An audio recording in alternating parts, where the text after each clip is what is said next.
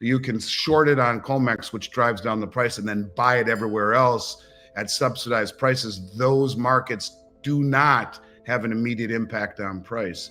So if you bought it all off of COMEX, the price would go up. If you short it on COMEX and then buy it everywhere else, everywhere you can throughout the globe, then you are able to get more than you would otherwise be able to get without driving up the price. And then they go as far as buying doré and concentrate.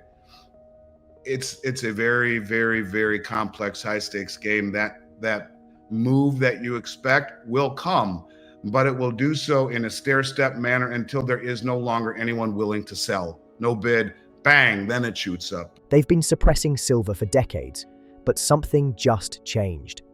According to Andy Schectman, the largest physical delivery in COMEX history just took place, over 16,000 contracts worth $5.3 billion, and it wasn't from retail traders. This was deep-pocketed entities, possibly sovereigns or strategic funds, standing for physical metal while aggressively shorting paper to keep silver prices down.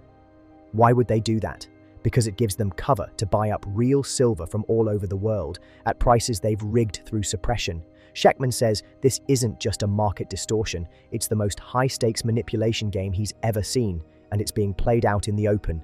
From China, hoarding door bars, to bullion banks trapped on the wrong side of delivery demands, the final stage of this silver war may already be here. And once it breaks, there won't be a second chance to get in.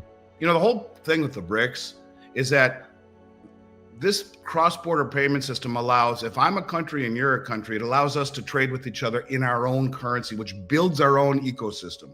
It builds our own economy. We don't have to convert to a dollar first and then back to the currency, then back to dollars and back to the other currency. We build our own ecosystem. We build our own monetary destiny, and then we settle in gold. Well, that's bettering those countries, those third world countries or underdeveloped countries or whatever they are.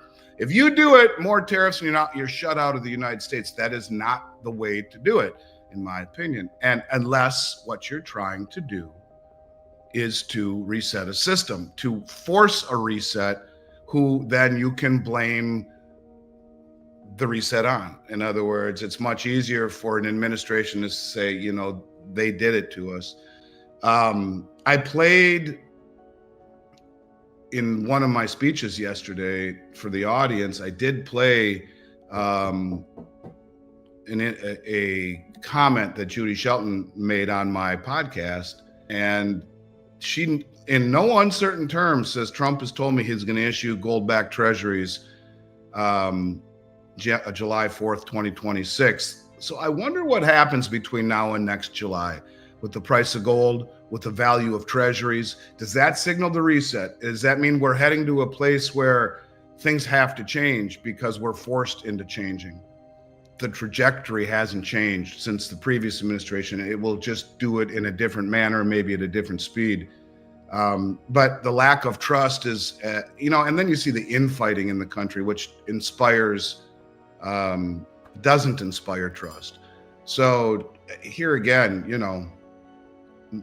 people need to keep their eye on the ball and stay focused on their beliefs. And what I have learned in this industry is strong fingertips sometimes are required. You have to be able to hang on, trust your gut, hang on, and sometimes just hanging on until things change makes you successful. Just being there when most people lose the ability to hang on for whatever reason. I don't know. It's an interesting time to say the least, but I'm not just because we have an administration that thankfully is here. I don't think things have changed in any way that is material whatsoever. So I think they've lost the ability to really hold the price of gold down. It should be higher too, but when you see the amount of deliveries coming off of COMEX in silver as well, it's a matter of time. The stand for deliveries is unlike anything we've ever seen, and they have a way of hitting it, but it continues to come back. And that's something that's very, very, very different. I think that being naked short in this market is as silly as a mud wall. I really do believe that. And I think you're beginning to see a change, to see it continue to step higher Yeah, so it's down today. It's 36.50. Mark, I would simply say to you that it's long overdue, but when you see the largest delivery in the history of the COMEX market on the last contract, the last delivery month, who's delivering that kind of volume into COMEX? And if it really was something that wasn't important, why are we seeing the biggest money in North America stand for delivery, let alone what we've seen around the globe? And he says the Chinese are doing the same thing that the West is. They're suppressing the paper price and standing for delivery all around the world to bolster their stockpiles of silver for future generations. All I can tell you is that it's acting differently right now. The fact that it's at the highest price it's been in, I don't know, 30 years, more or less, in terms of closing prices. We closed above 36 for the month. It won't be something that's easy. It's going to test you, but it's acting very differently. I mean, it took forever to get above 30, and then it took forever to get above 32. And then it took forever to get above 35. And then it took forever to close above 36. It won't be easy because you have some of the biggest players in the world that have been trying forever to hold it down for reasons that we've talked about, largely the military industrial complex. I think they've become resolved to the fact that it's not a game worth playing ultimately to be naked short when you see so many countries around the world standing for delivery. So that silver breakout you're talking about, I honestly believe is probably closer than any of us would actually believe if we had to place money on it. Just the very fact that we've touched 37 and then it pulled back and it didn't get clobbered. You know, you see it fall by 40 cents and people freak out. That's just barely 1%, just over 1%. So it's not a lot, but we see higher lows and higher highs, and that's very bullish. Technically, it's very bullish. It's broken out of a consolidation pattern, a falling wedge. It's ahead of, it's breaking out of its 40-year cup and handle formation. Again, I think part of the problem is that a lot of us expect markets to move in a manner, reminiscent of Bitcoin or Apple or any of these massive moves that we've seen in tech and AI. And crypto. It's not how it's moving, and it won't, because when you have the largest concentrated short position by 8 Western banks in any commodity ever traded in silver, you should understand this is a high stakes game. They don't want to let it go, but yet they realize that if they are on the wrong side of this, it's becoming an existential threat when you have countries all across the globe standing for delivery the way they are. And I always bring up China, the second largest producer in the world, flying all around the world buying doré and concentrate. I just spoke with Sean Kun yesterday, the CEO of Dolly Varden Silver, at this conference. And yeah, Andy, they're all over the place buying up concentrate and doré, disintermediating the market. The theory is that a lot of these countries are shorting as well on COMEX, so they can go around the world and buy from exchanges that are not reflecting price. You can short it on COMEX, which drives down the price, and then buy it everywhere else at subsidized prices. Those markets do not have an immediate impact on price. So if you bought it all off of COMEX, the price would go up. If you short it on COMEX and then buy it everywhere else, everywhere you can throughout the globe, then you are able to get more than you would otherwise be able to get without driving up the price. And then they go as far as buying doré and concentrate. It's a very, very, very complex, high stakes game. That move that you expect will come, but it will do so in a stair-step manner until there is no longer anyone willing to sell. No bid, bang, then it shoots up. Through decades of suppressed interest rates, everything with the exception of metals, which were being held down to mask what was really happening, because they are not the commodities we are led to believe they are, but they're also monetary metals, which reflect inversely what's happening within the ecosystem. They've been held down, but everything else, due to suppressed interest rates, have risen in value and price that probably wasn't legit. In other words, when you suppress interest rates the way that we have, which is unnatural, interest rates should be controlled by the market, not by the bankers. And when you suppress them, it creates distortions in asset prices. It creates misallocations in resources and in capital. In other words, the misallocations in capital. Yeah, well, at 0% interest rate, let's buy the souped up. Instead of buying the Suburban, let's go get the Cadillac Escalade, and at 0% for 72 months, we can do that. Or let's buy the bigger house because, we probably can't afford it, but at a 3% mortgage, let's do it. Or, I own a big company and I've been thinking about building that other division and hiring those other people and buying that building in the neighboring town.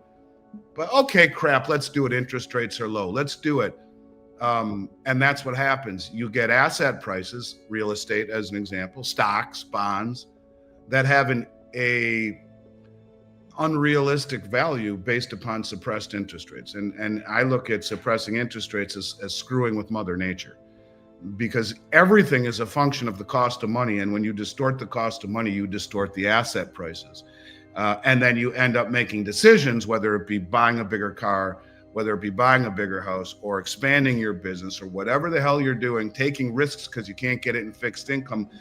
You're doing things that are unnatural. So you have misallocations of resources and of capital. You have distortions in asset prices in all of these assets. So it's a very difficult question to answer. What is your house worth? Not what you paid for it 4 years ago at 3% mortgage. What's it worth now at a 7% mortgage? What if rates go higher? What's it worth at a 10% mortgage? What is it worth when asset prices and interest rates ultimately find equilibrium? And you can see that in the unwinding of the Japanese carry trade. As rates go higher, what are all of these assets worth? If everyone was able to borrow money at zero bound interest rates because the Bank of Japan held rates down, and then take that, convert it to dollars and buy assets in the United States, well, if that never happened and the Fed never came in and suppressed interest rates since 2008 with over $8 trillion in purchases of U.S. treasuries and mortgage-backed securities, what would all of these assets be worth? And so the question really becomes is, where is their value in a world where prices have been artificially buoyed through suppression of interest rates, the cost of money? This is the shit that goes through my mind that keeps me up at night, because the unwinding of that is inevitable. So when people ask for where are their opportunities, it's yes, I own a metals company, but the only places that haven't been adversely affected. Now you could say, yes, they've been massively adversely affected by suppressing metal prices while they suppress interest rate. There is a term in economics called Gibson's paradox, which speaks to the inverse relationship between gold and real interest rates. So if you suppress interest rates, you have to suppress the canary in the mine shaft, which is gold, because gold is a non-interest bearing asset. So if you have zero interest rates, Gibson's paradox says, well, gold should be much higher. There's no opportunity cost.